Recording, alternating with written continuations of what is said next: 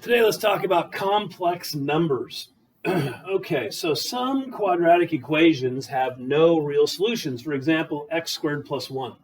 So the reason it doesn't have one is if we look at the graph would look like this.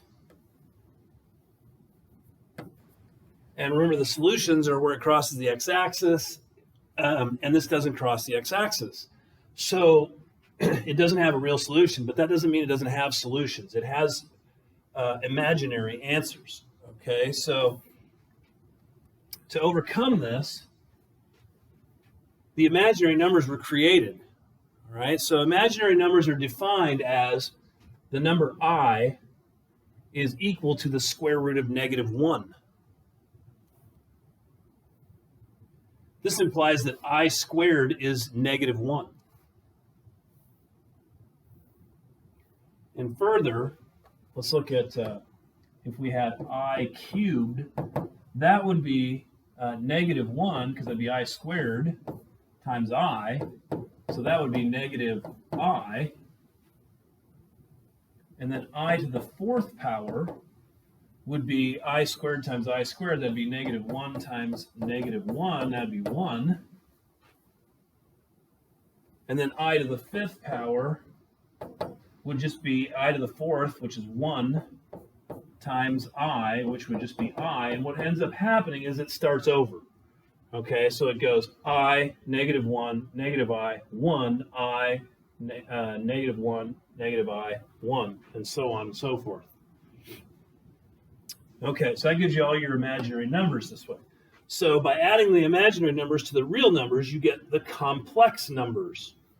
All right, so complex numbers are numbers like 3 plus 2i. So if you kind of look at your numbers, you know, you got your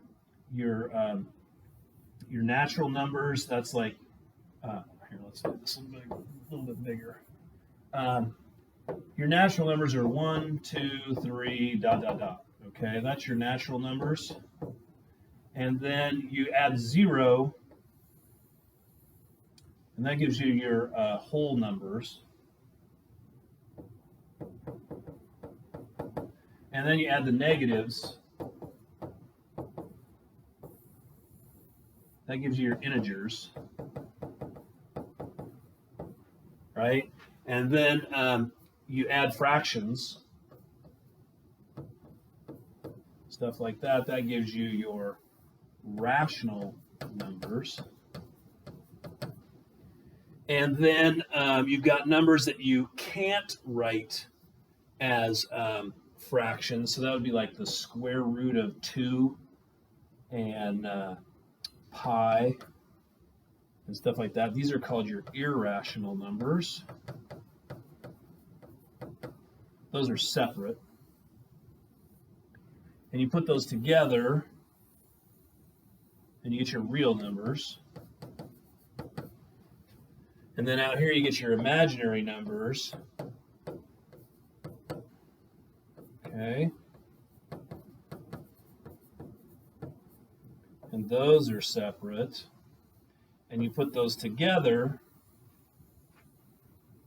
and you get your complex numbers. All right, well, that's exciting.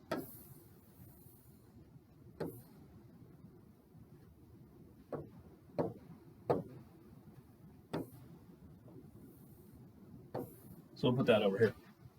Now, complex, so 3 plus 2i is a complex number. It has a real component, 3, and it has an imaginary component, 2i. Okay? So that's what a complex number is. So addition and subtraction of complex numbers. This is pretty easy. If a plus di and c plus di are two complex numbers written in standard form, then their sum and difference is defined as follows. So the sum, you can just take the a and the c, the real numbers, you add them together. You take the complex or the imaginary part, you add them together. All right. The difference, you just subtract it. So it's actually easier to see if you just do a couple of them. So let's do that. So 3 minus I plus 2 plus 3i. I'm going to go ahead add the real components, so that's going to be 5. And then I'm going to combine the imaginary components, so that's going to be negative I plus 3i is going to be plus 2i. And that is my answer right there, 5 plus 2i. Same thing with subtraction, except what people forget to do, they always subtract the first part. So they'll go, okay, 1 minus 4, that's negative 3. But then they always forget to subtract the second number. So 2i minus 2i is 0. So this is just done.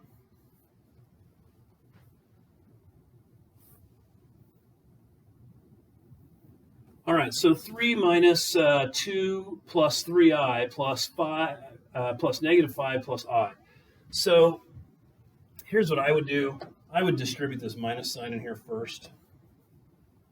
All right, I'd make this 3 plus 2 minus 3i plus negative 5 plus I. And then I'd go ahead and do that. All right, so 3 plus 2 is 5, minus 5 is 0. And negative 3i plus I would be negative 2i, so this is just negative 2i.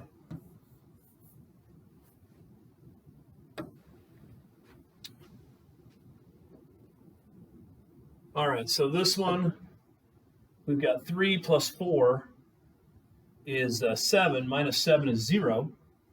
And then we've got 2i minus I, that's I, plus another I, or no, minus another I almost forgot it right there. That's why I usually distribute these in between. So let's just rewrite this. 3 plus 2i plus 4 minus I plus negative 7 minus I. Okay, so we said that the numbers canceled out. That was 0, and the 2i minus another I. This just comes out to be 0. Which can happen. All right, multiplying complex numbers. So this is called scalar multiplication here, where you have a constant and you multiply it times a complex number, and you just distribute this in here. All right, so that's negative 10 plus 15i, and you're done. Super simple. All right, here's where we start to get a little interesting. You have to FOIL these. All right, so you're going to do the first outside, inside, last thing. So first is going to be 8. Outside is going to be 6i. Inside is going to be negative 4i. And last is going to be negative 3i squared. Okay, now, remember, I squared is negative 1, so this right here is really 3. So 3 plus 8 is 11, and 6i minus 4i is plus 2i.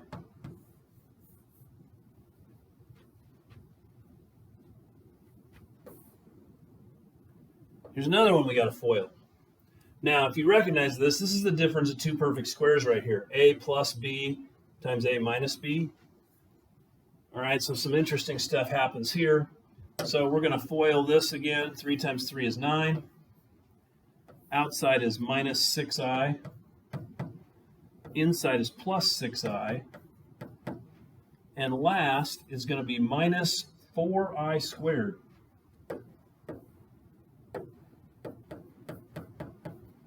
All right, now what happens here is the i's cancel out here. And then this is negative 1 times negative 4 is 4, so this just comes out to be 13.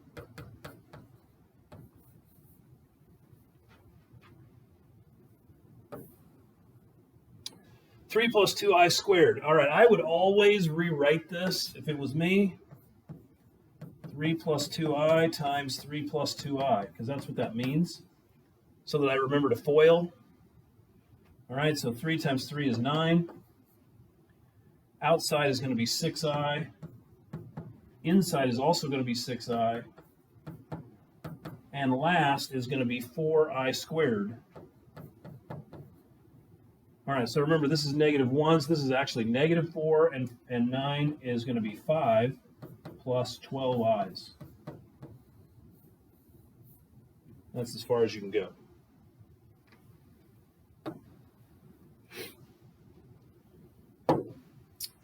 All right, complex conjugates. So the conjugate of a plus bi is a minus bi. And just the conjugate of a minus bi is a plus bi. By multiplying a complex number by its conjugate, you eliminate the imaginary terms. So if you need to get rid of imaginary terms, you can do it by multiplying by the conjugate. So, for example, multiply 1 plus I by its conjugate. Okay, so 1 plus I times 1 minus I. Remember, I'm going to FOIL. So 1 times 1 is 1. Outside is negative I. Inside is positive I. You can see those are going to cancel out and go away. And then a positive times a negative is negative I squared. Okay. I squared is negative 1, but it's negative 1, so it's going to be plus 1. So this is going to end up being 2 because these are going to cancel.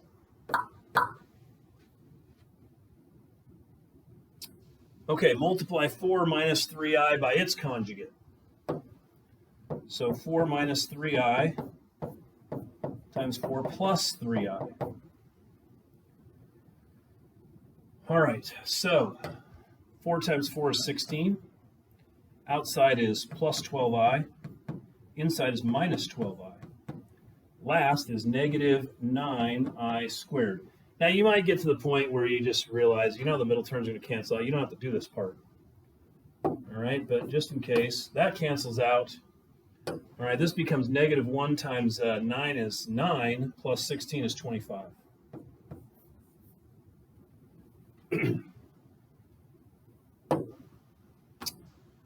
All right, quotient of complex numbers in standard form. All right, you can't really divide these. But what you could do is you could change this so it looks a little different by multiplying by the conjugate. So what I would do is I want to get rid of this complex number on the bottom. So I'm going to multiply by 4 plus 2i. But if I do that, I got to multiply the top by 4 plus 2i. Now, what does that do? The value of this, 4 plus 2i over 4 plus 2i, is 1. And when you multiply by 1, you don't do anything to something. So you just changed its, you just changed the way it looks, but it's the same number. So when I do the bottom of this, and multiply this, I'm going to get 16. The middle terms are going to cancel out, so it's going to be minus 4i squared. The top, I got a FOIL, so 4 times 2 is 8. The outside is going to be 12i. The inside is going to be 4i. And the last is going to be 6i squared. Okay, so remember this is negative 1. This makes this plus 4. So this is going to be 20 on the bottom. This is going to be minus 6 plus 8 is 2. And then this is 16i. And so I can rewrite this as 2 over 20. I'm doing the baby steps here. 2 over 20 plus 16i over 20. Well, that's terrible. 16i over 20. And so that's 1/10 plus 8 to 4/5 I. And now I've got it as a complex number, and it's in standard form.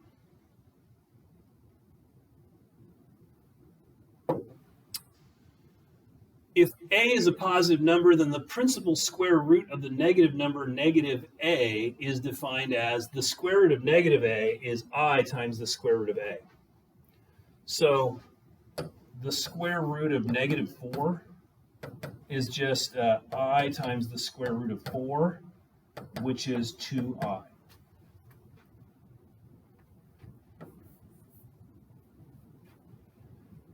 The square root of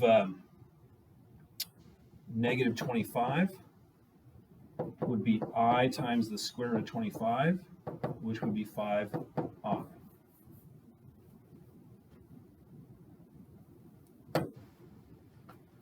Okay, Now, when you're multiplying square roots, you can always multiply things outside of square root with other things outside the square root, and you can multiply things inside of square root with things inside of square root. Okay, so this right here, I would multiply this, and you're going to get I times the square root of 3 times I times the square root of 12. Which is going to be I squared times the square root of 36, which is going to be negative 1 times 6, which is negative 6. Take the i's out first.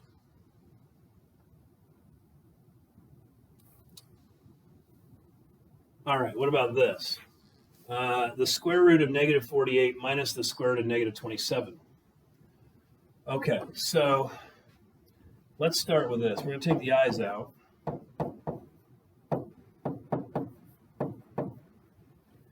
Okay, now it looks like I can't combine these, but I might be able to do that if I simplify my square roots. So in order to simplify the square roots, you find the biggest perfect square that will divide evenly into that number. So the biggest perfect, remember my perfect squares are 1, 4, now I don't use 1 ever because it doesn't help me.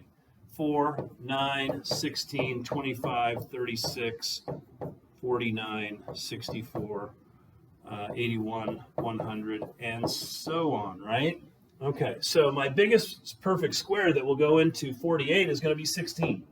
So this is I times the square root of 16 times the square root of 3, because 16 times 3 is 48, minus I. Now the biggest perfect square that will go into 27 is 9, and 9 times 3 is 27. Okay, so this right here is going to be 4i times the square root of 3 minus 3i times the square root of 3. And that's just going to be I times the square root of 3. I have 4i squared root of 3. I have 3. I take away 3i squared root of 3. That leaves me with 1i squared root of 3.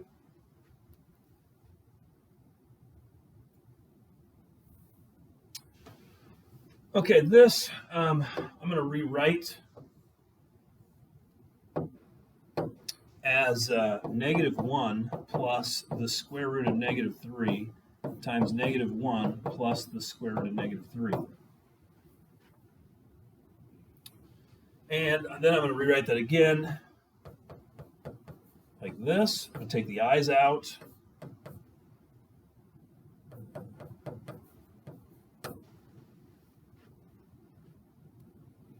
And now I can FOIL these. So negative 1 times negative 1 is 1. The outside is going to be negative I square root of 3. The inside is going to be negative I square root of 3. And the last is going to be plus I squared times 3, because square root of 3 times square root of 3 is 3. And remember, this is negative 1, so this is really minus 3 right here. So minus 3 plus 1 is negative 2. Minus, here I have 2 I square roots of 3.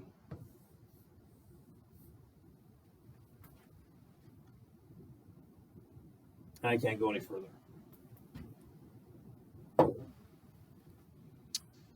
Okay, complex solutions of a quadratic equation.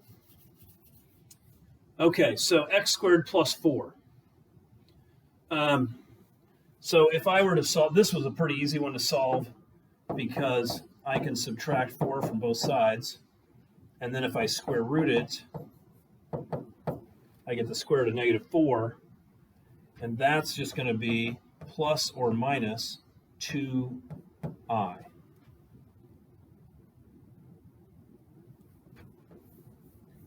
Now I can't do that with this one because the 2x is a problem.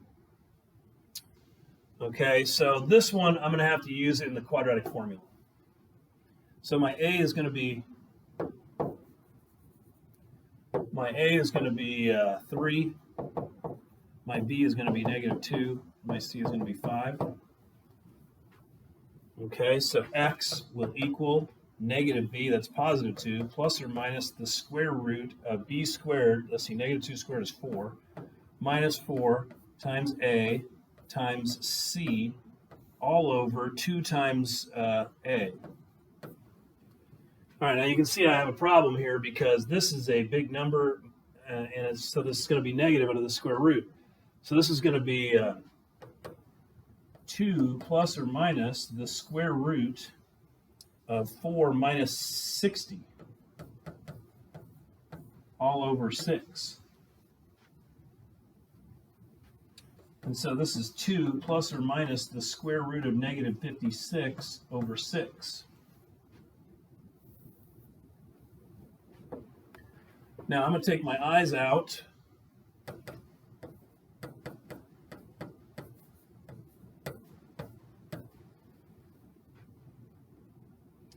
And then I need a perfect square that will go into 56 so I can simplify this. So let's see, I think 4 is going to be the biggest one. So 4 goes in there 14 times. So I'm going to change this to 2 plus or minus I times the square root of 4 times the square root of 14 over 6. 2 plus or minus I, this is going to be 2I. So that's 2. 2I square root of 14 over 6. And let's see, I can cancel out a 2 on these. So this would be 1 plus or minus I times the square root of 14 over 3. So I canceled out a 2, and a 2. And I'm done. You could write this as 1/3 plus or minus the square root of 14 over 3i if you wanted to, but I would just leave it like that.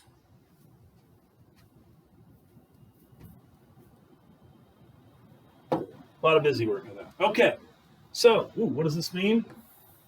This means we have an assignment.